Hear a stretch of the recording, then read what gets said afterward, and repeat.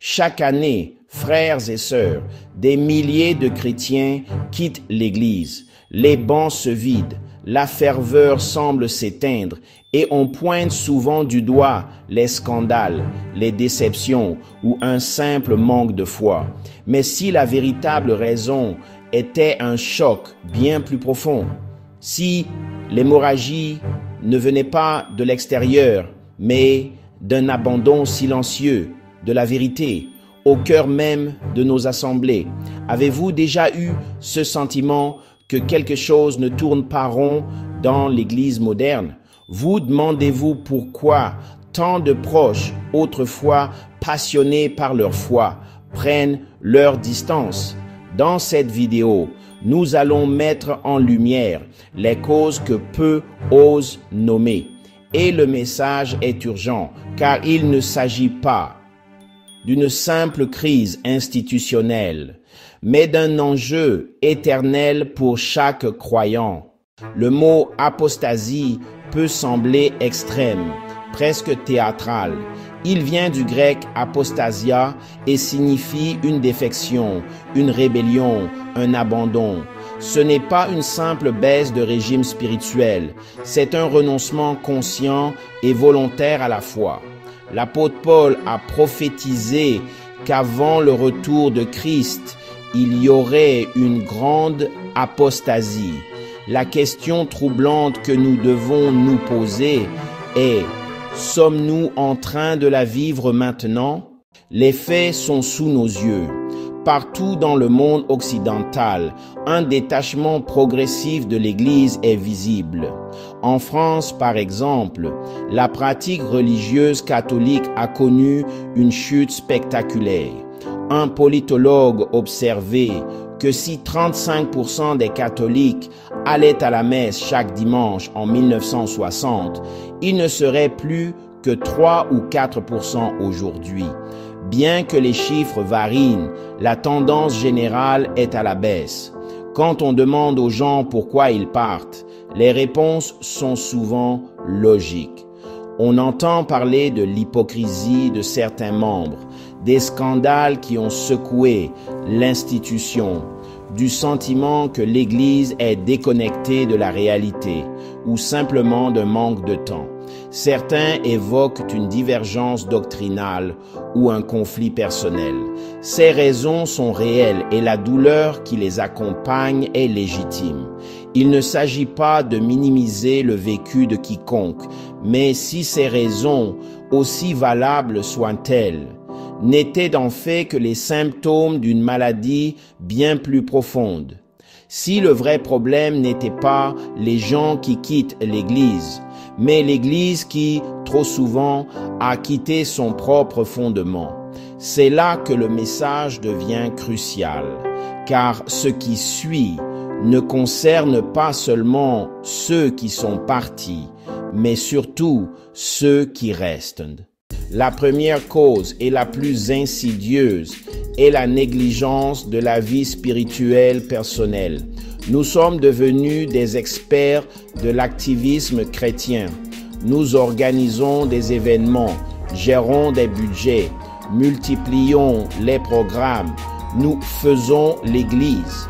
Mais au milieu de toute cette agitation, quand avons-nous pour la dernière fois simplement été avec Dieu? L'une des causes majeures du déclin spirituel est la négligence de la prière personnelle. C'est une maladie menant à une paralysie spirituelle. On peut garder une apparence de piété, continuer d'aller à l'église et même de servir. Mais si la communion intime avec le Père est rompue, la chute est inévitable. La foi devient alors une coquille vide. On connaît le jargon, on chante par habitude, on écoute les sermons d'une oreille distraite, mais le cœur n'y est plus. La puissance de l'esprit est absente.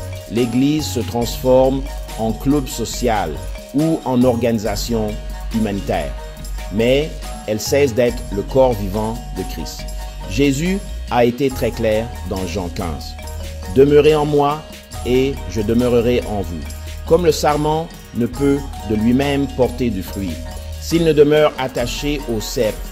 Ainsi, vous ne le pouvez non plus, si vous ne demeurez en moi. L'apostasie ne commence pas par un rejet spectaculaire de Dieu, mais par l'abandon lent et silencieux du lieu secret. Elle commence avec un croyant qui cesse de prier, avec une église qui cesse de dépendre de l'Esprit Saint. Quand cette source est coupée, la mort spirituelle s'installe, même si le bâtiment est encore plein. La véritable hémorragie, elle commence ici. Venons-en maintenant à la racine du problème. La deuxième cause, peut-être la plus choquante, est l'abandon progressif de l'autorité de la Bible.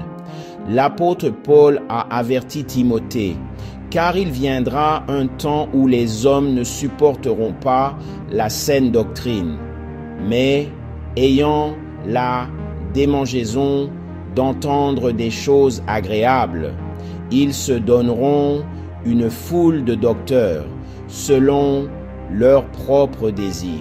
Ce temps, il semble que nous y soyons. Dans de nombreuses assemblées, la parole de Dieu n'est plus un fondement inébranlable, mais une simple suggestion.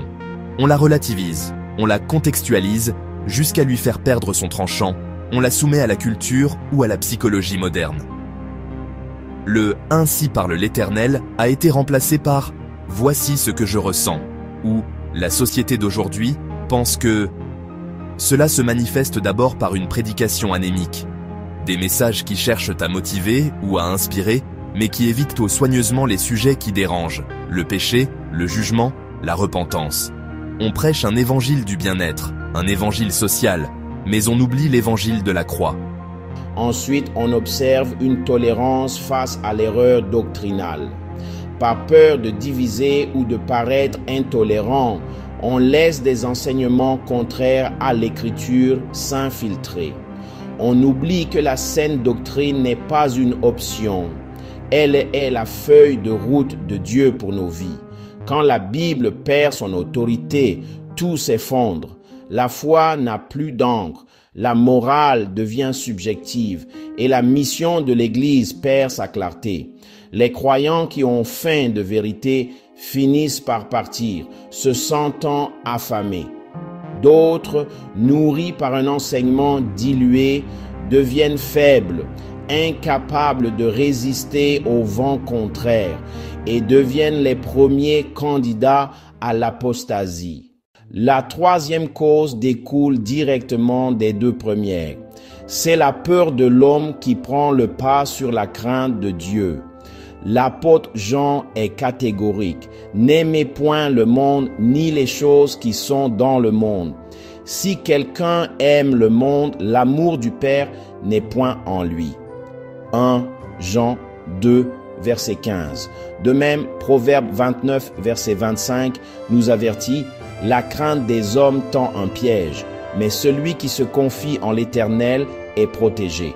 Soyons honnêtes, combien d'églises aujourd'hui prennent leurs décisions en fonction de ce que dira le monde, plutôt que de ce que dit la Bible, par peur d'être qualifiés d'intolérants ou de rétrogrades? On adoucit le message. On met sous le tapis les vérités bibliques sur la sexualité, le mariage ou le caractère unique de Jésus comme seul chemin vers le salut.